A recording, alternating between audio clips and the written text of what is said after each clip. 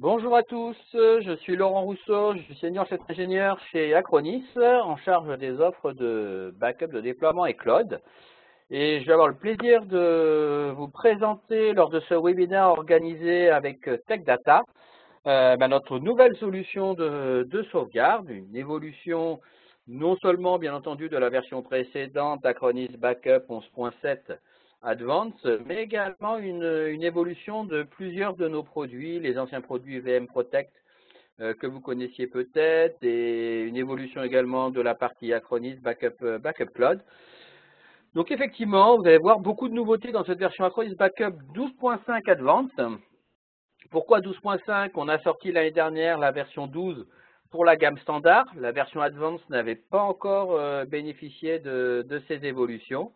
On a lancé le programme bêta les deux derniers mois d'avril et mai autour de notre solution 12 Advanced. Et il y a tellement de nouveautés qu'on voulait effectivement bien marquer la différence avec la version 12, parce que la version 12.5 est une version commune, un tronc commun à la version standard et la version Advanced. Donc la version standard bénéficie aussi de nombreuses nouvelles fonctionnalités par rapport à la version précédente. Et donc, d'où le changement de nom vers le 12.5 pour marquer le début d'une nouvelle vie pour la solution Acronis Backup. Donc, au cours de cette présentation, on va passer très vite sur les slides marketing pour ceux qui ne connaissent pas Acronis. Quelques chiffres, comme vous pouvez le voir sur la gauche, ça fait 15 ans effectivement qu'on fait de la sauvegarde, donc on a un assez grand nombre de clients, tant sur la partie clientèle particulière avec Acronis True Image que pour la partie corporate avec Acronis Backup, les solutions de déploiement et nos solutions de partage et synchronisation de fichiers. Vous voyez dans le tableau ici quelques petites références qu'on va retrouver effectivement dans le monde entier. On a mis effectivement des grands noms, mais bien comme vous pouvez le voir en bas, il y a également les PME qui sont une clientèle très très importante chez Acronis parce qu'on a les mêmes contraintes de disponibilité qu'un grand groupe, mais sans forcément avoir les équipes informatiques et les budgets associés. Donc il faut également besoin de répondre à ce besoin-là. Sur ce slide, je vais passer relativement vite sur tous les awards qu'il y a pu y avoir. Donc, c'est les awards, comme vous pouvez le voir, sur la dernière année et demie, 2016-2017. Il y en a effectivement, il n'est pas tout à fait à jour, il y en a pas mal d'autres avec les nouvelles fonctionnalités d'Active Protection qu'on a pu avoir. Ce qui est important dans ce slide, c'est principalement ce qu'on trouve en bas, ici. La partie R&D, c'est ce qui va nous permettre d'avoir un produit qui soit extrêmement innovant, comme vous allez le voir aujourd'hui, mais également de prendre en compte les environnements du client, donc pouvoir supporter les anciens environnements Windows 2003, Windows XP, voire plus anciens, tout en ayant les tout derniers, donc du Windows Server 2016, du VMware ESX 6.5, et puis un grand nombre d'hyperviseurs. On va voir tout cela de toute façon dans les slides suivants. Tout cela, c'est possible parce qu'effectivement, on a plus de 500 personnes qui travaillent en R&D et on a énormément actif dans un lab qui va nous permettre non seulement de pouvoir répondre aux besoins d'aujourd'hui, mais essayer aussi d'imaginer les besoins de demain et après-demain. Effectivement, on a monté une université dans les locaux de notre siège, nous avons déménagé pour pouvoir travailler sur tout ce qui est intelligence artificielle, toutes ces choses-là, de manière à l'intégrer dans nos produits, puis à proposer aussi des nouvelles offres dans le futur. Quelques chiffres, vous les connaissez, on vous les met là avec les références pour que vous puissiez les réutiliser de votre côté, vous les approprier. Vous avez effectivement un grand nombre de sociétés qui ont déjà perdu des données à partir du moment où elles externalisent dans le cloud, et on va le voir qu'on va parler beaucoup de cloud dans cette version. Il s'agit d'une version on-premise, mais qui permet aussi, je dirais, de fonctionner avec une approche cloud en mode hybride, que ce soit pour sauvegarder des données qui sont déjà dans le cloud, que ce soit pour vous aider à aller vers le cloud en migrant les données, ou que ce soit pour externaliser les données dans le cloud. On va voir tout cela au cours de cette présentation. Donc 80% des personnes ont perdu des données dans le cloud. C'est vrai que c'est pratique, c'est vrai que c'est souple, mais ce n'est pas toujours 100% opérationnel. On va également parler aussi des ransomware, parce qu'on intègre effectivement des fonctionnalités à ce niveau-là c'est très très à la mode. Là, on parlait de 47% qui ont été infectés par un ransomware en 2016. Effectivement, la semaine qui précédait enfin, les 2 semaines qui précédaient la sortie de notre logiciel Acronis Backup 12.5, effectivement, il y a eu une attaque WannaCry qui a fait énormément de bruit. Donc ça avait d'autant plus de sens d'avoir un message clair et fort en ce qui concernait la partie protection ransomware. Et puis, vous avez également, on en parlait sur la problématique hybride, 68% des clients qui prévoient d'utiliser ou qui utilisent déjà une infrastructure informatique hybride, donc ou pour des questions de facilité, de réactivité, ou pour des questions de coût et d'optimisation. Ils vont pouvoir gérer leur débordement ou directement mettre en place leur production dans un mode hybride. Et puis, ça c'est un chiffre qu'on connaît tous depuis des années, c'est qu'effectivement l'informatique, elle est extrêmement intégrée dans le fonctionnement d'une société, et que s'il y a un sinistre majeur et que la société n'a pas mis en place les moyens nécessaires, et ben une grosse partie d'entre eux peuvent être impactés. Et là, on peut effectivement un quart des sociétés ne reprennent pas leur activité après un sinistre majeur. Une vision globale d'Acronis avant de se focaliser sur la partie backup. Vous avez là un tableau qui reprend un peu les différentes offres. Sur la gauche, tous les types de protection qui sont aujourd'hui disponibles. Donc Acronis, c'est un éditeur de protection de données. Le backup est une des parties, on peut le voir en deuxième position. On va avoir des fonctionnalités autour de l'archivage avec des choses existantes et puis des choses qui arrivent. De la sauvegarde bien entendu, sauvegarde on-premise chez le client, sauvegarde dans le cloud pour les partenaires avec Acronis Backup Cloud. Stockage dans le cloud, alors on appelle ça stockage dans le cloud, en fin de compte c'est du cloud storage. Il s'agit d'une solution de storage software defined que l'on va implémenter effectivement chez les clients qui ont des besoins de volumétrie avec la volonté de réduire l'adhérence avec des solutions de stockage existantes. On va avoir la capacité de dissocier le hardware de la partie software et l'intelligence à proprement parler du stockage. Et donc ça va permettre comme ça, on a développé nous cette solution de storage software defined pour nos propres besoins de stockage dans nos data centers. On en a 16 dans le monde, dont un en France à Strasbourg.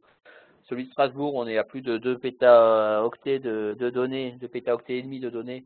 Et effectivement, on a besoin de fournir du stockage, mais notre intérêt, c'est de le fournir au meilleur coût, qu'on le revend derrière. Et puis surtout aussi que ce soit le plus souple possible. De pas avoir de frais dans la mise en œuvre d'une baie, et puis rajouter après des chefs de disque au fur et à mesure avec de l'immobilisation non nécessaire.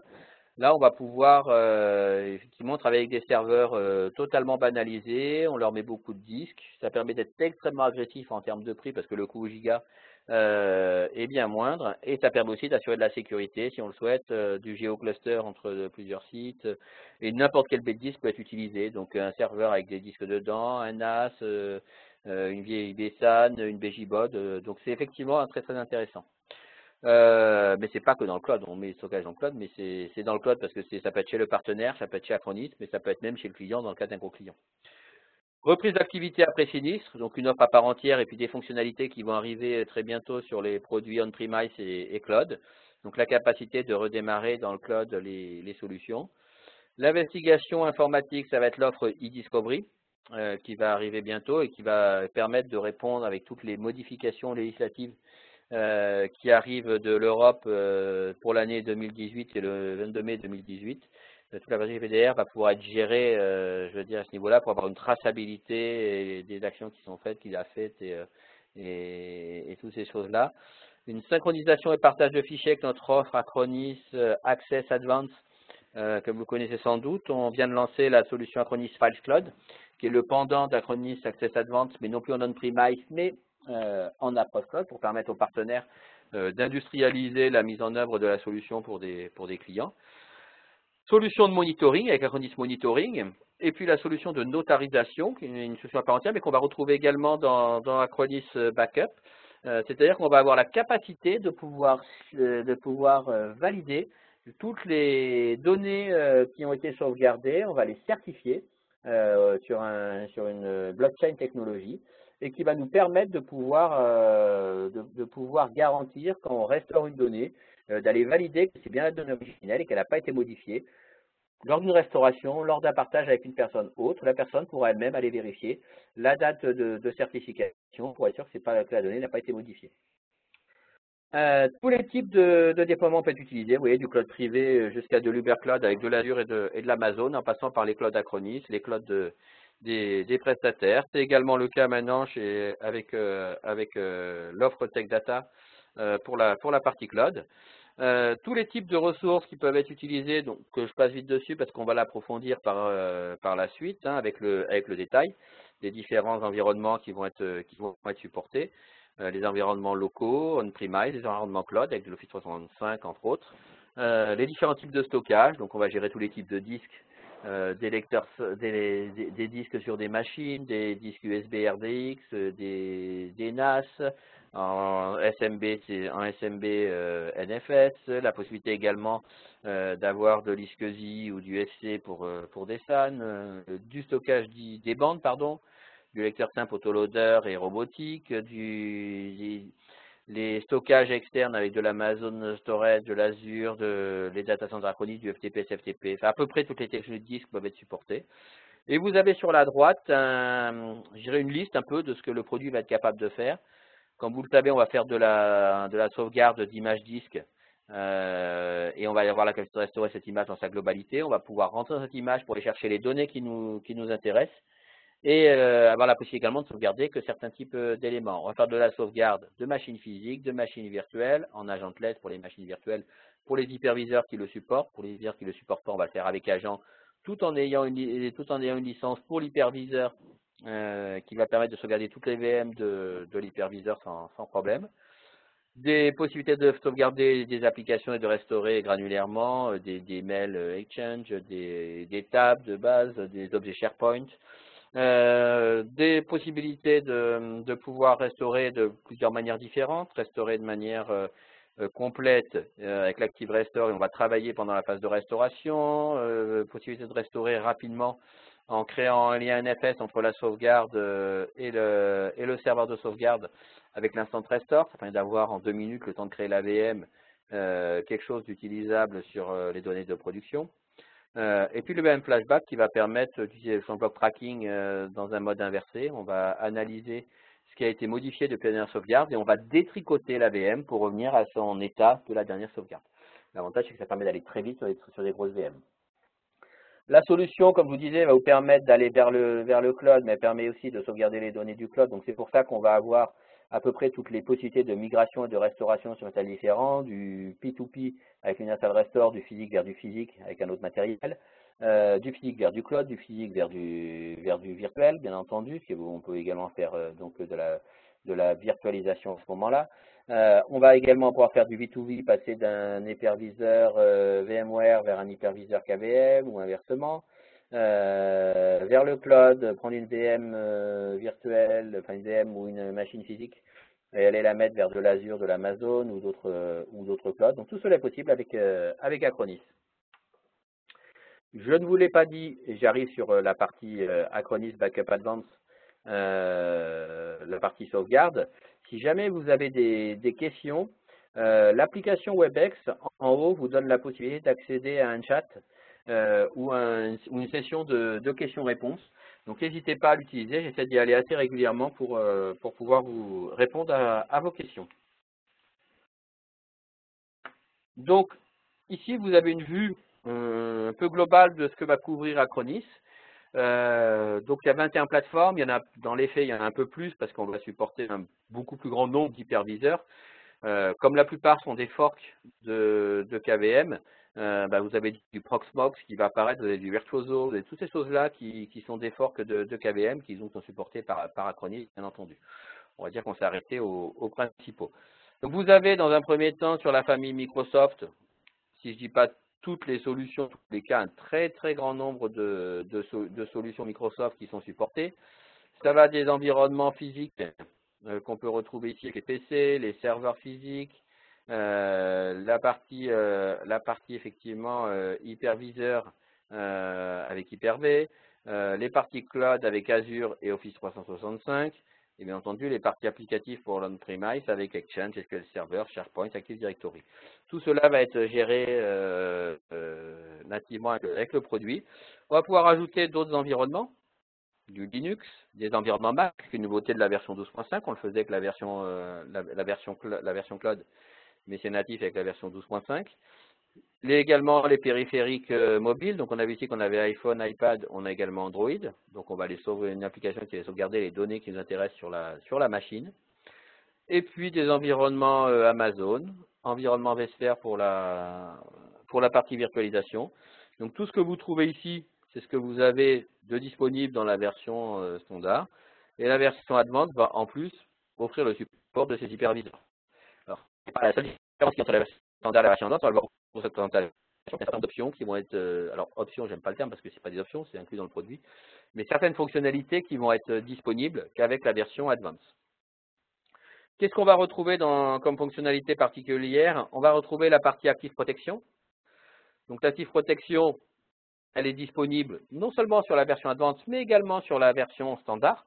Donc c'est une grosse différence, effectivement, d'où le changement aussi de nom de 12 à 12.5. La partie Active Protection, c'est ce qui va être la protection contre les ransomware et également l'autoprotection qui va permettre d'éviter les suppressions, il y ait des attaques qui aillent toucher aux infrastructures de sauvegarde et aux archives de sauvegarde. Qu'est-ce qu'on va trouver également dans la version Advanced? La partie tableau de bord, alerte intelligente et rapports. On va voir ça ensemble tout à l'heure, qu'on a des widgets qui vont nous permettre de personnaliser les rapports ou les tableaux de bord qu'on va pouvoir partager. Rôle et délégation, c'est ce qui va permettre de pouvoir créer une organisation un peu hiérarchique au sein de la société en indiquant qui a le droit de voir quoi et pouvoir donner donc des droits granulaires aux utilisateurs. On va voir ça ensemble. Des instantanés de stockage SAN, c'est une petite fonctionnalité intéressante pour les environnements virtuels basés sur des systèmes de stockage intelligents. On va être capable de dialoguer avec eux, de générer des snapshots hardware et d'aller sauvegarder directement ces snapshots hardware sans du tout utiliser je dirais le serveur ou la VM sauvegardée préalablement. La partie Acronis Notary et eSign, Notary, c'est la partie, comme je vous expliquais, certification sur la blockchain. Et la partie eSign, c'est la partie signature électronique. Traitement de sauvegarde hors hôte, c'est effectivement quelque chose qui va nous permettre, à la différence de la version précédente, la version 11.7, où vous vous retrouviez, quand vous vouliez faire plusieurs tâches, vous deviez rajouter ces tâches à l'offre de sauvegarde, à la tâche de sauvegarde, donc que ce soit de la réplication de sauvegarde, que ce soit de la conversion de VM, toutes ces choses-là devaient être liées parce que les seuls jobs qui étaient paramétrables, c'était effectivement ces jobs de sauvegarde. Aujourd'hui, on va voir qu'on a une notion totalement différente qui va permettre de pouvoir planifier ces réplications, ces conversions de manière totalement dissociée de la sauvegarde. Donc c'est extrêmement pratique et souple et le gros avantage, c'est que ça permet plus facilement de gérer un nombre de machines important. On va voir ça ensemble avec le produit. Donc voilà une petite récapitulation, protection complète avec tous les environnements, restauration rapide avec plein de modes différents pour pouvoir restaurer, on va voir ça ensemble. Des options de stockage flexible avec les différents nœuds, la partie déduplication qui permet d'optimiser le stockage des blocs en ne stockant que des blocs uniques, va être implémentée et va permettre effectivement d'optimiser avec la version Advanced considérablement le stockage parce qu'on va stocker que des blocs uniques. Gestion évolutive simple avec une nouvelle console web très simple d'utilisation, tableau personnalisable, donc vous allez pouvoir adapter le produit vraiment à votre utilisation. Et puis des nouvelles fonctionnalités très intéressantes, clavier protection, Notary, Sign, et puis chiffrement et protection par mot de passe qui existait déjà, mais qui effectivement qui a gagné en souplesse. Alors je vais voir si vous avez des questions. Écoutez, pour l'instant, a priori non. Si c'est le cas, n'hésitez pas encore une fois, vous avez les applications Acronis qui vont permettre de pouvoir répondre à vos questions. Alors, hop, je bascule sur... alors effectivement, je viens de le redémarrer. vu qu'il n'apprécie pas énormément la chaleur. J'espère qu'il va être un peu plus réceptif, vu que j'étais en train de le faire au moment où j'ai eu un petit plantage de ma VM au moment où je lançais le webinar.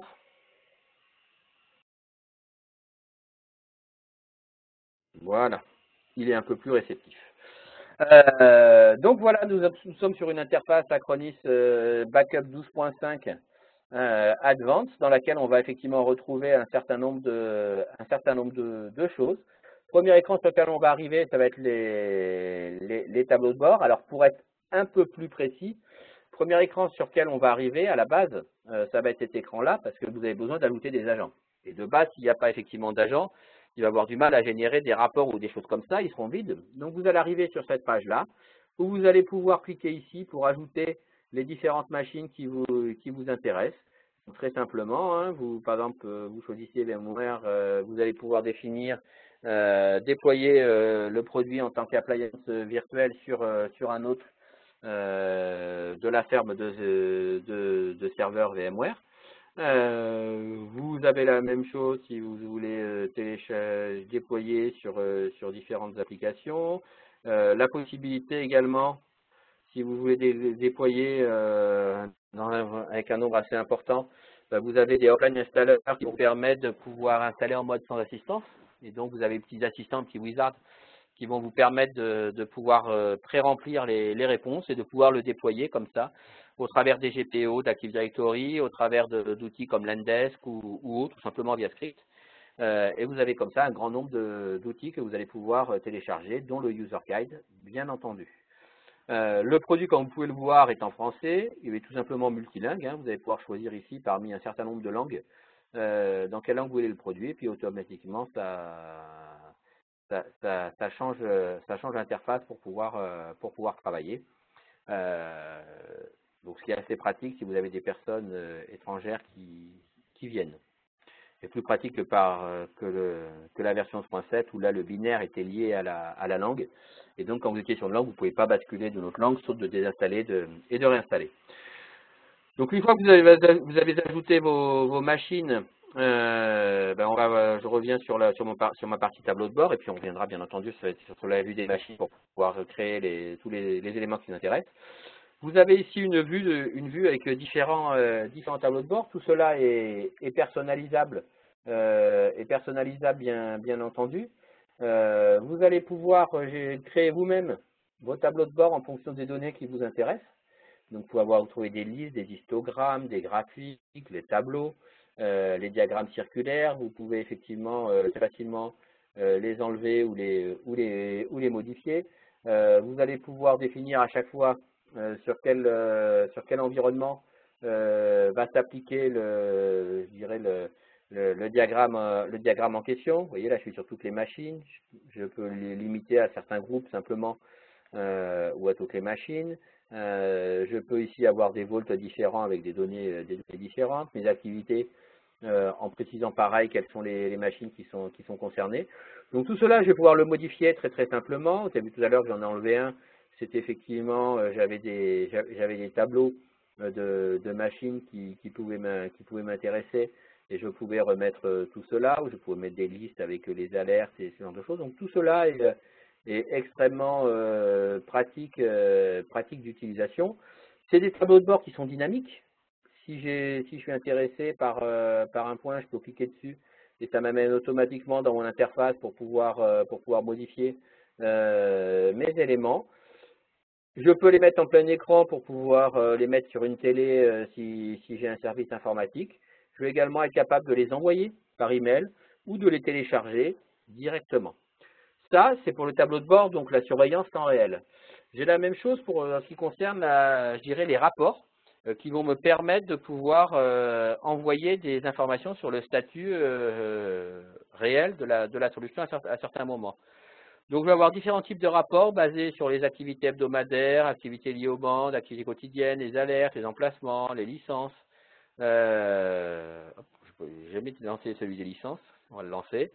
Donc, ça me reprend toute mon utilisation et je peux de cette manière-là définir quelles sont les machines à qui c'est associé et effectivement pouvoir l'envoyer, le télécharger ou le planifier, c'est la différence qu'on a par rapport au tableau de bord. Et donc à partir de ce moment-là, pouvoir définir la fréquence avec laquelle je vais pouvoir le faire, Excel ou PDF. Je vais avoir la possibilité à chaque fois de rajouter des widgets qui m'intéressent, qu'on avait vu sur les autres. Donc ça me permet comme ça d'avoir des informations et de personnaliser à chaque fois mes rapports. Je peux les avoir sur 7 jours, 30 jours, une journée. Donc les licences vont pas avoir beaucoup d'intérêt de différence, mais par contre, ça me permet effectivement d'avoir toutes ces informations en temps réel. Donc là, vous voyez, je peux avoir les statuts, les alertes actives, je dirais les alertes critiques, les plans que j'ai avec leur statut, les différents périphériques qui sont listés. Donc je peux personnaliser tout cela en permanence en fonction des données qui m'intéressent. Ici, vous voyez, j'ai un certain nombre de colonnes, je peux rajouter ou non celles qui m'intéressent.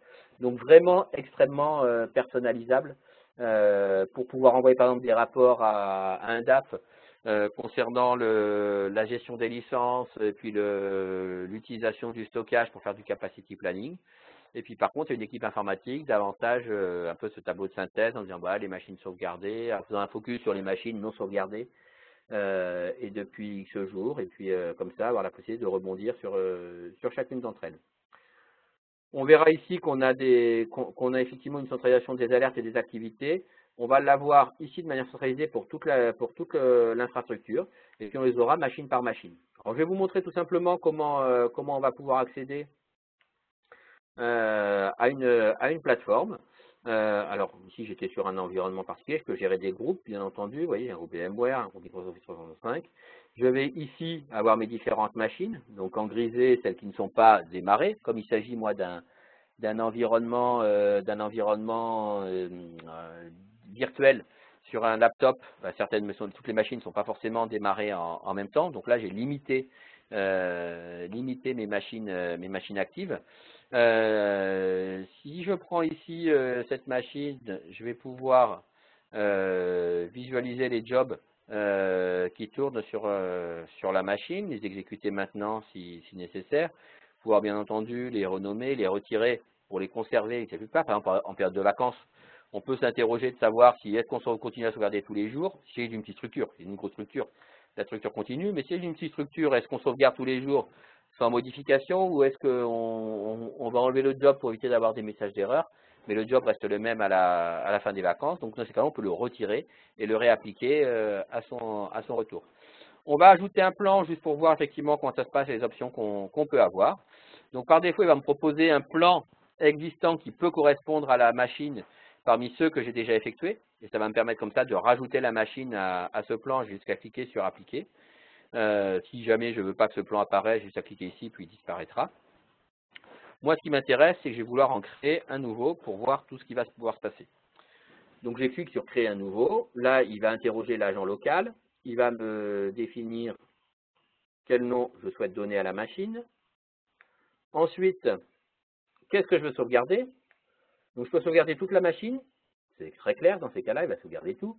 Ou des disques et des volumes. Et si je choisis des disques et des volumes, il va dialoguer avec l'agent pour connaître les éléments qui sont sur la machine. Donc, vous pouvez voir ici que j'ai un certain nombre de disques. J'ai des disques qui sont réservés au système, donc une petite partition de redémarrage. J'ai effectivement un volume C qui est mon volume système. J'ai un volume sur ma base de dedupe et puis j'ai un volume Vault où je vais stocker mes données. Vous allez avoir effectivement la visibilité à ce niveau-là, de voir quel espace utiliser, de pouvoir sélectionner les disques très facilement. Là, je suis sur sélectionner directement machine par machine. Si jamais je suis intéressé par davantage de machines, je vais avoir la possibilité d'utiliser des règles de stratégie. Et donc, dans ces cas-là, je vais pouvoir lui dire que sur toutes mes machines, je veux qu'il me sauvegarde, par exemple, pour des workstations, je veux qu'il sauvegarde tous les volumes fixes. Ça veut dire que j'exclus les disques USB. De manière à ce que si je vais sauvegarder un portable d'un utilisateur, s'il a branché un disque USB de 2 Tera dessus, je ne vais pas aller sauvegarder le disque USB de 2 Tera avec ses photos de vacances ou ce genre de choses. Donc vous voyez, vous pouvez effectivement après définir, alors c'est des modèles, vous pouvez bien entendu en rajouter d'autres comme vous le souhaitez. Si on prend fichier dossier, bien entendu, on a la même chose, c'est juste que là, on va pouvoir descendre à un niveau un peu plus bas pour pouvoir sélectionner les fichiers et les dossiers, et donc voir sur le C les répertoires qui nous intéressent et sélectionner ces répertoires. On va ensuite avoir la possibilité hop, pardon, excusez-moi, j'allais un peu vite. On va reprendre toute la machine. Quand je sélectionne toute la machine, je vais aussi avoir la possibilité derrière de sélectionner mes applications qui m'intéressent, et de pouvoir comme ça définir quelles sont les applications que je veux sauvegarder en même temps que mon serveur. J'ai juste à sélectionner, à valider, à rentrer mon authentification si nécessaire. Puis à partir de ce moment-là, je vais me retrouver à avoir une sauvegarde de ma machine et puis une sauvegarde applicative. Donc je pourrais voir par exemple mes mails dans le cadre d'une sauvegarde Exchange. Je pourrais voir une table SQL dans le cadre de l'agent Microsoft SQL. Une fois que j'ai sélectionné mes données, je vais définir où je veux les sauvegarder. Donc là, je vais pouvoir trouver différents types de sauvegardes. Si je rajoute un emplacement, on va voir, je peux stocker dans le cloud, je peux stocker en local, sur le réseau, des nœuds de stockage pour avoir accès à la déduplication, du SFTP et puis également la bande. Donc effectivement, pas mal de solutions. J'ai juste à sélectionner mon stockage. J'aurais pu en créer à nouveau si je ne l'avais pas fait avant. Je vais pouvoir lui donner des crédentials particuliers s'ils sont différents de mon compte, ce qui permet de pouvoir fonctionner sans problème sur des environnements multidomaines. Je vais pouvoir planifier quand est-ce que je vais effectuer ma sauvegarde. Donc si je clique dessus, qu'est-ce que je vais avoir? Je peux déjà désactiver. Dans ces cas-là, je passe en manuel et non plus en planifié. Et je vais avoir plein de modèles de sauvegarde qui vont être disponibles. Ça va un modèle plutôt orienté cloud avec le plus incrémentiel. Il va faire une première sauvegarde full et ensuite que des incrémentiels. On pourra, si on va dans le cloud, faire une sauvegarde complète initiale. Et ensuite, donc on l'a fait sur disque dur USB. On va charger le disque dur USB dans le data center. Et ensuite, on va faire passer que les incréments par le réseau. Je peux avoir du complet, de l'incrément hebdomadaire complète et incrémentiel journalière, du GFS avec complète mensuel, différentiel hebdo et incrémentiel journalière, et du personnalisé, où je vais choisir exactement quand est-ce que je veux faire mes sauvegardes complètes ou incrémentielles. Donc je peux ajouter ma planification, vous voyez, je définis quand est-ce que je veux la faire, mensuelle, hebdomadaire, journalière, par heure. Donc tout cela se fait très facilement. Hop, on va revenir, hop, je vais prendre le tour incrémentiel, que je vous montre effectivement les autres possibilités. Donc vous pouvez effectivement définir ici la fréquence avec laquelle vous voulez le faire. Donc mensuel, hebdomadaire, journalière, on peut aller à le faire de manière horaire. Alors techniquement, on peut aller faire une sauvegarde toutes les minutes. Bon, c'est pas beaucoup d'intérêt parce qu'il va générer des snapshots. Mais vous pouvez par exemple très bien faire une sauvegarde complète de la machine tous les jours et puis toutes les heures, aller faire la sauvegarde d'un répertoire très critique, que ce soit des logs pour un serveur de sécurité, que ce soit du développement, ce qui a été compilé dans le cadre d'un développement. Et donc tout cela va être planifié. Petite nouveauté par rapport à la version 12, qu'on avait avant dans la version 7 Advanced, c'est effectivement le lancement selon autre chose que l'heure. Là, je vais vous montrer la planification horaire, mais on a aussi des lancements sur des événements. Donc voilà, au démarrage du système, l'utilisateur se connecte, lorsqu'il y a un événement dans le journal des event logs. Donc tout cela, effectivement, on va pouvoir le gérer très facilement, et on va pouvoir ajouter des conditions de démarrage. L'utilisateur est inactif, l'utilisateur est connecté. Donc c'est très intéressant pour des postes de travail. Un poste de travail, on va par exemple pouvoir le faire ici au démarrage du système, en rajoutant derrière comme condition que l'utilisateur est inactif. Pourquoi? Comme ça, la personne, elle arrive le matin, branche son ordinateur, elle regarde ses mails, même si elle les a vus sur son téléphone, mais elle regarde ses mails, et ensuite elle va prendre un café. Nous, on va faire la sauvegarde pendant qu'elle prend le café, ce qui est plus efficace que quand elle est dans sa machine. C'est pas très gourmand, c'est optimisé au niveau du bruit, mais bon, autant essayer de le faire quand la personne n'est pas là. Donc, vous définissez ensuite, voilà, on va le faire planifier selon l'horaire, on va se remettre par heure juste pour que vous puissiez voir effectivement après le reste des possibilités. J'ai juste un petit message, c'est parce que comme j'ai un déduplication, le modèle toujours incrémentiel n'est pas compatible vers de la déduplication. Donc c'est pour ça qu'il vous indique le pourquoi du comment. On pourrait choisir un autre volt non dédupliqué pour éviter ce message d'erreur. Vous voyez, je vais prendre un volt non dédupliqué et à partir de ce moment-là, il m'enlève le message d'erreur. Hop, pardon, excusez-moi. Là, la période de rétention. La période de rétention va être liée à ce que j'ai choisi avant. Si j'ai choisi effectivement des sauvegardes horaires, vous voyez, il va m'indiquer des périodes de rétention pour chacune de ces types de sauvegardes. Et voilà, je peux sauvegarder des sauvegardes horaires pendant 24 heures, des sauvegardes journalières pendant une semaine, et ainsi de suite. Je vais juste voir si vous avez des questions. A priori, non. N'hésitez pas, encore une fois, hein, si vous avez des questions, il y a l'application WebEx qui permet de le faire. Vous allez ensuite, effectivement, si ce mode-là vous plaît pas, vous pouvez revenir sur définir une règle globale pour toutes les machines, le nombre de sauvegardes que vous voulez conserver, les sauvegarder indéfiniment. Bon, c'est vrai que le parage de sauvegarde, c'est extrêmement pratique, ça vous permet comme ça d'effacer les sauvegardes intermédiaires et de gagner de la place sur le disque. Vous définissez ensuite si vous voulez chiffrer ou non les données, différents modes de chiffrement dont l'AES 256. Vous allez avoir la possibilité, si vous avez beaucoup de machines, de pouvoir également gérer des paramètres de chiffrement machine par machine, pour que ce ne soit pas la même clé pour tout le monde. Donc il y a des petites utilisations là-dessus. Et vous allez avoir la possibilité de gérer ou la réplication de vos sauvegardes vers un autre site ou la conversion en tant que VM. Et là, si vous convertissez en tant que VM, il va effectivement aller interroger un agent VMware ESXi ou Hyper-V. Vous définissez l'autre et puis à partir de ce moment-là, il va être à même de pouvoir, vous voyez, moi il m'a dit que j'ai un hyperviseur qui est disponible, il me le met, il va être capable de créer une machine virtuelle dessus qui a fait machine name, donc la variable, donc le nom de la machine, et derrière underscore converti, et à partir de ce moment-là, vous pouvez changer le nom bien entendu, et vous allez avoir une VM qui va être l'image exacte de la VM, de l'état de la VM lors de la sauvegarde.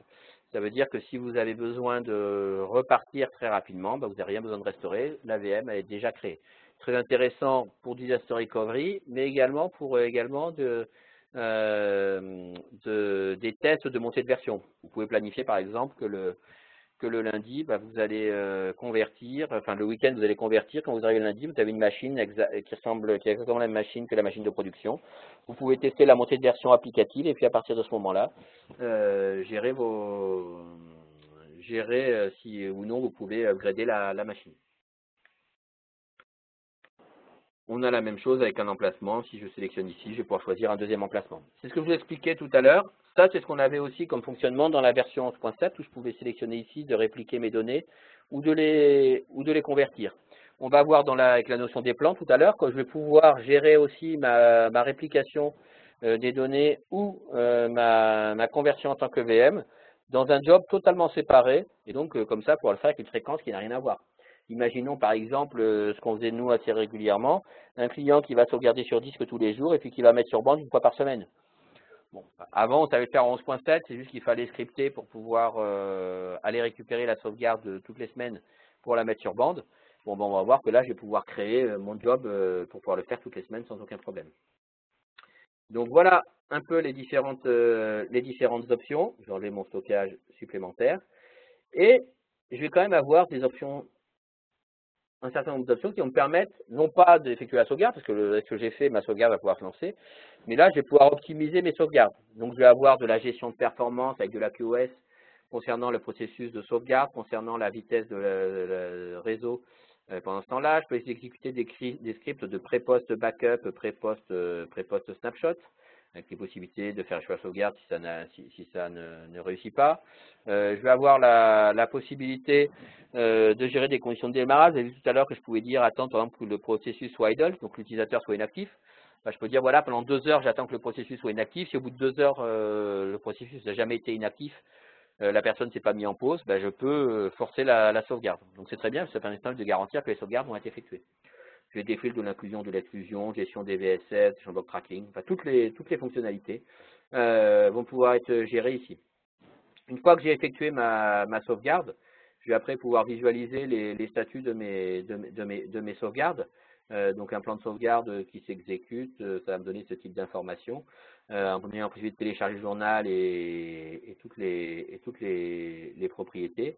Un job qui ne s'exécute pas, il va me donner effectivement aussi des informations. Alors c'est l'Office 365, c'est un peu moins clair que de la sauvegarde complète. Là, c'est juste qu'effectivement, l'agent qui était censé faire la sauvegarde n'avait pas accès au réseau. Donc forcément, ça fonctionne beaucoup moins bien.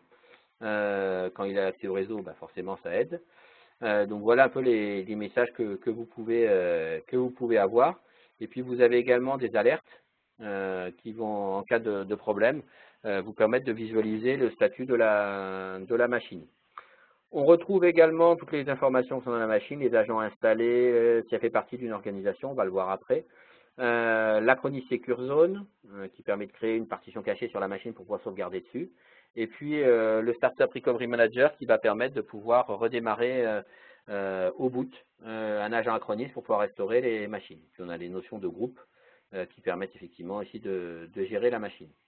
Autre fonctionnalité, j'en parlais, c'est la partie Active Protection. Active Protection, c'est ce qui va permettre de pouvoir se protéger contre les ransomware et de pouvoir, de cette manière-là, avoir la capacité de remonter l'information comme quoi la machine a été victime d'un ransomware.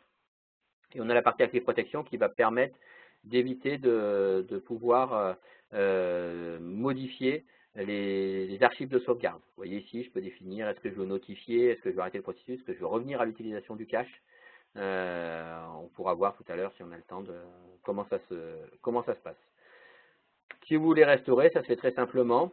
Vous pouvez ici visualiser, donc ici j'ai fait une sauvegarde de fichiers, donc je vais voir directement mes fichiers très simplement. Vous voyez, hop, ici j'ai sauvegardé 2 fichiers tout bêtement. Je vais pouvoir les restaurer, donc restaurer à l'emplacement d'origine ou un autre emplacement. En gérant mes options, est-ce que je garde les mêmes droits, est-ce que je change les droits, les datés et toutes ces choses-là, de manière très simple. Je peux également les télécharger. Dans ces cas-là, je ne vais pas aller écraser les données sur ma machine. Je vais juste effectivement les télécharger dans mon navigateur et pouvoir le faire directement. Si je vais prendre une autre archive, là où j'ai mes sauvegardes complètes, je vais avoir plus de choix, sauvegarder des fichiers et des dossiers, ou restaurer toute la machine. Et donc, dans ces cas-là, je vais pouvoir faire une restauration de machine vers une machine physique, en précisant l'agent qui va le faire. Donc, l'agent peut être un agent installé sur la machine, ou peut être un agent bootable également. Et puis, je vais avoir la possibilité également de restaurer en tant que machine virtuelle. Donc vous voyez ici, j'ai une machine physique ou machine virtuelle. Et dans ces cas-là, je vais automatiquement aller créer ma machine virtuelle. Et dans le mappage de disque, je vais pouvoir ici définir quels sont effectivement mes différents disques avant, après et comment je vais les restaurer. On va également pouvoir passer au mappage de volume qui va me permettre de faire la même chose, mais non plus au niveau disque, au niveau volume.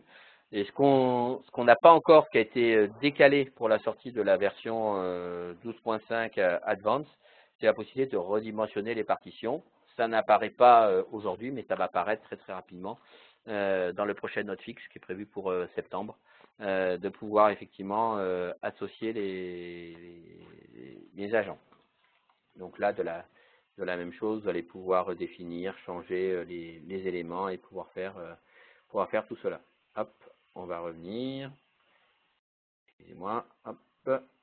Dans les options de restauration, les différentes options, donc entre autres la modification du SID, qui va permettre de pouvoir derrière avoir une machine qui va avoir sa propre identité au niveau de l'AD. Donc ça c'est très intéressant. Donc voilà, vous pouvez l'exécuter aussi en tant que VM si jamais vous voulez repartir très vite. Vous avez un hyperviseur, vous allez pouvoir lui dire quel est l'hyperviseur et si vous voulez que la VM elle soit active ou non. Et dans ces cas-là, il va juste créer un lien NFS entre l'emplacement de sauvegarde et l'hyperviseur. Et puis à partir de ce moment-là, vous allez pouvoir lui mettre le nom de machine. Et comme vous avez vu, vous allez pouvoir jouer sur les paramètres de la machine virtuelle et modifier son état de puissance. Donc tout est paramétrable très facilement. Pour information, il y a également d'autres modes de restauration qui sont disponibles, entre autres un outil pour browser des fichiers qui ont été stockés dans le cloud, et puis effectivement le Bootable Media qui vous permet de redémarrer. Bootable Media qui est accessible directement depuis cette console. Juste pour vous montrer effectivement aussi sur la partie restauration d'email, on va avoir la possibilité de pouvoir également avoir de la restauration granulaire et donc de pouvoir visualiser la boîte aux lettres des utilisateurs de pouvoir visualiser le contenu des mails sans avoir à les restaurer pour voir si c'est du mail ou non, si c'est le bon de le restaurer ou de l'envoyer sous format de message électronique. Et s'il s'agit d'un mail qui contient une pièce jointe, je vais avoir également la possibilité de sauvegarder la pièce jointe directement si nécessaire sans devoir restaurer tout le mail.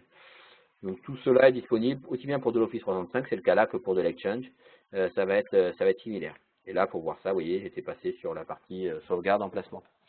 Sur la partie plan, alors, pardon, excusez-moi, juste pour vous montrer. Sur la partie VM, pour les VM qui sont sur les serveurs, donc déjà, on a récupéré les fonctionnalités de VM Protect, avec la possibilité de sauvegarder la configuration de l'ESXi.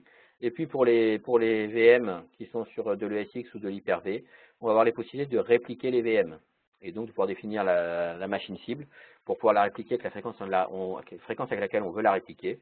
Et à partir de ce moment-là, quand j'ai un réplica, je vais pouvoir tester mon réplica pour démarrer le test ou arrêter le test, ou basculer, arrêter le basculement, basculement permanent, ou restauration automatique à partir de réplica. Tout cela va être disponible directement au niveau de cette interface.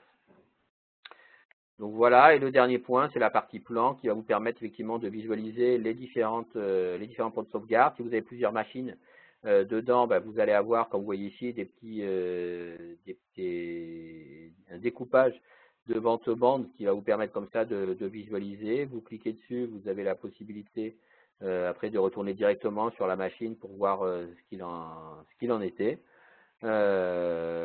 Vous définissez ensuite les différents plans qui vous intéressent, donc de la sauvegarde, des reproductions de sauvegarde, validation. Validation, ça va permettre par exemple de valider que la machine, que le fichier d'archive est bien cohérent, mais également de pouvoir aller plus loin. Vous voyez, là on est sur le checksum, vérification du checksum, et on peut également exécuter la machine en tant que machine virtuelle. On va spécifier la machine qui va effectuer la conversion. Et puis à partir de ce moment-là, je vais pouvoir lui définir d'aller vérifier le pouls de ma VM, c'est-à-dire si elle tourne bien au démarrage, donc quelle banque de données on va utiliser, et, les paramètres de ma VM que je peux modifier, et puis derrière d'activer ou non le pouls de ma VM. Hop. Donc on gère également les réplications de VM, les conversions de VM. Donc toutes ces tâches vont pouvoir être gérées de manière totalement autonome. Et ce qu'on va retrouver ensuite par la suite, c'est cette gestion des organisations. Vous voyez ici, je suis dans l'organisation, mais je peux aller après derrière sur d'autres niveaux d'organisation. Et donc je me retrouve dans ce cas-là à être sur je dirais ça peut être un site géographique, ça peut être une filiale, ça peut être un service. Et donc dans ces cas-là, si je vais voir sur appareil, c'est vite parce que j'ai pas enregistré de machine. Mais si j'enregistre des machines, seuls les administrateurs de l'organisation test pourront les voir, ou les administrateurs effectivement du dessus si on a donné les droits. Mais par contre, les administrateurs d'une autre organisation ne pourront pas y accéder. Et donc très simplement, quand on arrive dessus, on peut après gérer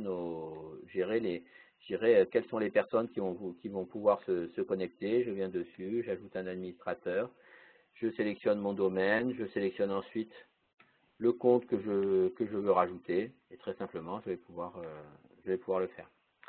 Je vais pouvoir gérer également mes différents agents, et entre autres pour les mises à jour et ce genre de choses. Gérer mes bandes, bien entendu, donc je peux les gérer au niveau des agents ou au niveau du storage node. Donc toujours la même chose, on a rajouté des fonctionnalités pour ceux qui utilisaient déjà dans la version précédente, avec des pools de médias. On avait des pools de bandes avant, mais là on va pouvoir définir des labels de médias pour associer des bandes à des machines et que ce soit toujours la même bande qui soit utilisée. La gestion des licences qui permet effectivement de visualiser tout ce qui est consommé et de pouvoir adapter et révoquer les licences si nécessaire. Mes différents nœuds de stockage avec les informations concernant effectivement les activités et les alertes. Mes paramètres système avec un paramétrage pour l'envoi d'email et ce genre de choses, et puis toutes les options par défaut qui peuvent être setées à ce niveau-là. Et puis la partie stockage SAN qui va permettre de pouvoir rajouter le stockage et piloter le stockage pour faire un snapshot hardware et l'utiliser de cette manière-là. Alors je crois qu'il y a des questions. Bonjour, avez-vous prévu d'aborder la protection des données personnelles? Oui, on va en parler effectivement après, surtout dans la présentation qu'on va vous envoyer, il y a un certain nombre de slides qui concerne effectivement tout ce qui a trait à la partie blockchain technologie, la mutualisation qui va permettre de garantir que les données effectivement n'ont pas été modifiées, sont bien les données originelles. On va avoir la partie active protection qui permet de protéger contre les ransomware. Et après, toute la partie qui correspond le plus à la partie GPTR, c'est la partie e-discovery, qui n'est pas couvert dans cette, avec Acronis Backup, qui va être une fonctionnalité qui va arriver effectivement par la suite.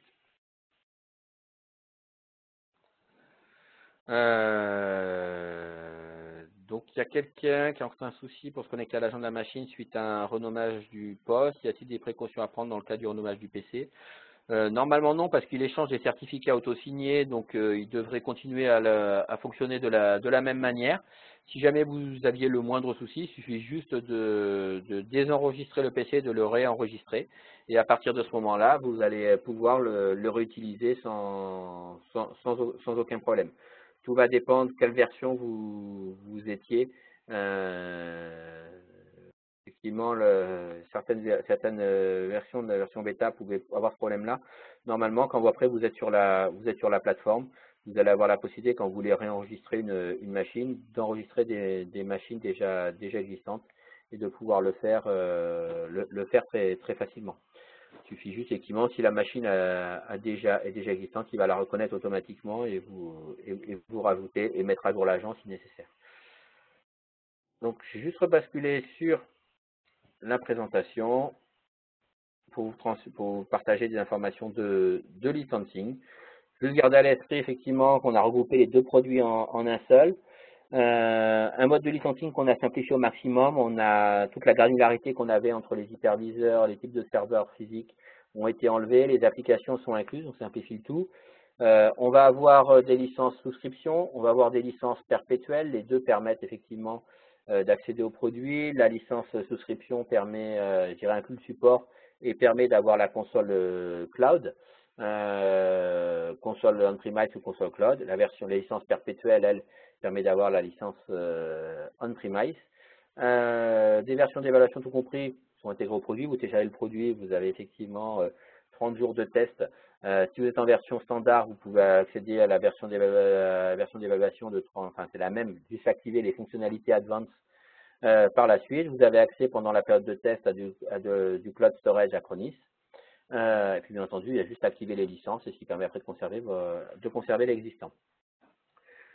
Les avantages des deux types de licences, ils sont abonnements, licence perpétuelle, hein, je dirais en 1, 2 ou 3 ans. Sur 3 ans, on se retrouve à avoir à peu près les mêmes coûts que la licence perpétuelle, là où effectivement il faut prendre le support en plus. Mais vous avez bien entendu par contre dans la licence perpétuelle une licence qui peut être utilisée, même si elle est plus sous support, qui peut être utilisée là où effectivement l'abonnement ne le permettra plus. Un petit tableau qui reprend les différences entre la version standard et la version advanced, donc les 4 premières lignes. Local disk, NAS, and storage, c'est pour effectivement les deux versions. Le support du cloud storage, les deux versions. La console web, les deux versions. Et l'active protection, donc protection contre les ransomware et l'autoprotection, c'est effectivement les deux versions. Par contre, la notarisation, tout ce qui est blockchain technologie, c'est que la version advanced. Gestion des rôles et des délégations, que la version advanced. C'est plutôt prévu pour des grosses entreprises.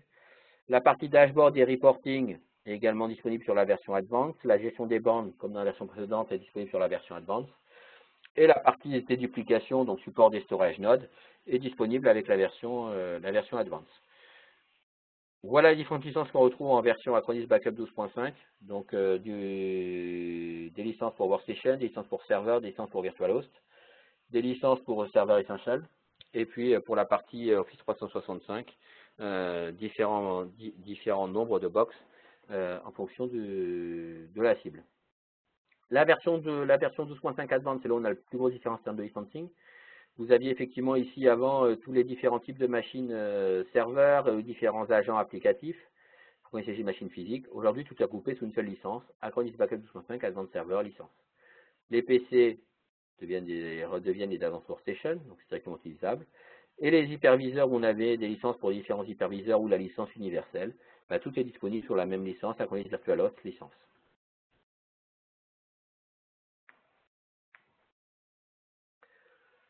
Donc voilà je dirais un point sur la solution Acronis Backup 12.5 Advance. Je vais aller voir si vous avez des questions.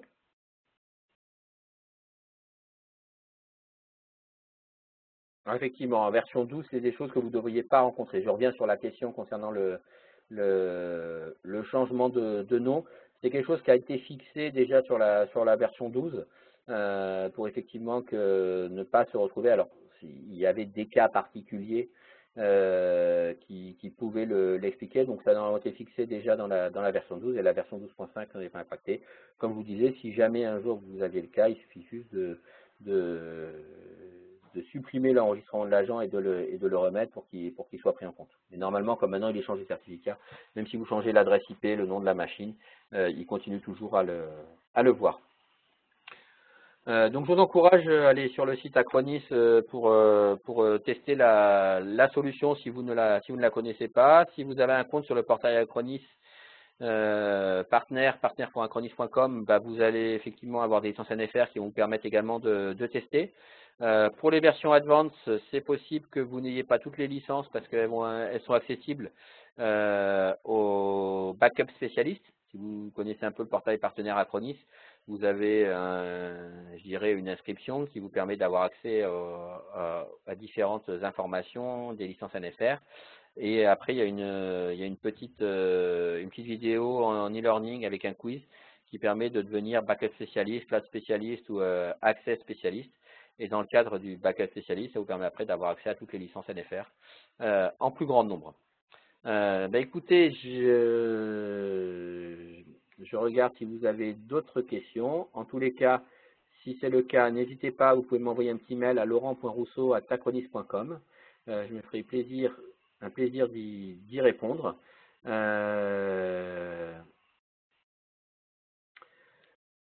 Donc, de la même manière, si vous avez effectivement des questions concernant le licensing, des questions techniques également, n'hésitez pas à contacter TechData. Il y a effectivement Guillaume, notre BDM Acronis, qui est disponible. Vous pouvez effectivement le joindre à l'adresse guillaume.paillet, PAI2LEY, @techdata.com. Ou au téléphone au 0825 05 4000. Et puis ensuite, vous pouvez le joindre avec le choix 3 et le choix 1. De toute manière, on vous renverra ces coordonnées dans l'email suivant ce webinaire avec la présentation et puis l'enregistrement du webinaire. Je vous souhaite une très bonne fin de journée.